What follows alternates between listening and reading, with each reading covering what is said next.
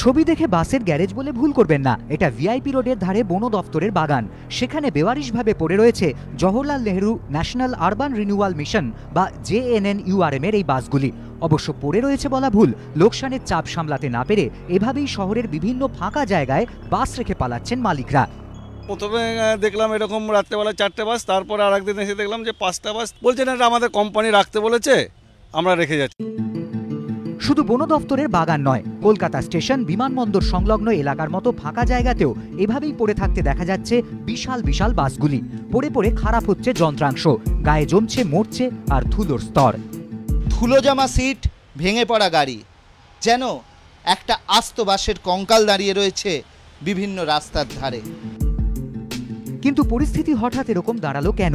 মালিকদের দাবি, বিপুল লোকসানের ধাক্কা সামলে কোনো মতেই বাস চালানো সম্ভব হচ্ছে না। এই বাসগুলির এক একটির দাম প্রায় 41 লক্ষ টাকা। এর 35% দেয় কেন্দ্র, 15% দেয় রাজ্য সরকার এবং 50% টাকা দিতে হয় বেসরকারি বাস মালিককে। বাস মালিকদের দাবি, EMI বাবদ তাদের মাসে 22,000 টাকা করে দিতে হয়, আর বাস চালিয়ে মাসের শেষে হাতে থাকে মাত্র 15,000 টাকা। অর্থাৎ এখানেই 7,000 টাকা ঘাটতি। বাস মালিকদের প্রশ্ন, মাসে মাসে এত টাকা নিজেদের পকেট থেকে দিয়ে কি বাস চালানো সম্ভব?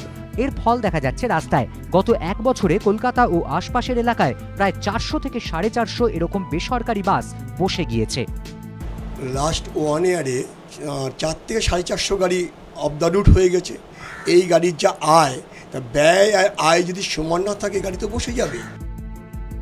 পড়ে পড়ে এই বাসগুলি তো নষ্ট হচ্ছেই, পাশাপাশি বিভিন্ন এলাকায় সেগুলি হয়ে উঠছে দুষ্কৃতীদের আখড়া।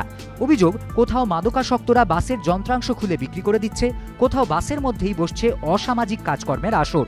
বিশেষজ্ঞদের একাংশের মতে, এই পরিস্থিতিতে কেন্দ্র রাজ্যকে বাস মালিকদের সঙ্গে বসেই সমাধানের রাস্তা খুঁজতে হবে। আবার কেন্দ্র, রাজ্য এবং মালিক, তারা তিনজন বসে এমন একটা জিনিস করা উচিত। আমার মনে হয় সরকারকে একটু রুটসগুলোকে দেখা উচিত যে সবকটা রুটে ভায়াবল কিনা। নাম্বার প্লেট খুলে এরমভাবে বাস রেখে দিয়েছে, এটা কিন্তু সরকার ভালো করেই জানে এরা কারা। এদের ওপর কিন্তু এটাকে NP হিসেবে ট্রিট করে সেম পলিসি নেওয়া উচিত। ব্যক্তিগতভাবে ওদের অ্যাটাক করা উচিত। পরিবহন মন্ত্রী শুভেন্দু অধিকারীর দাবি, বসে যাওয়া বাসগুলি চালাতে তারা উদ্যোগ নিচ্ছেন।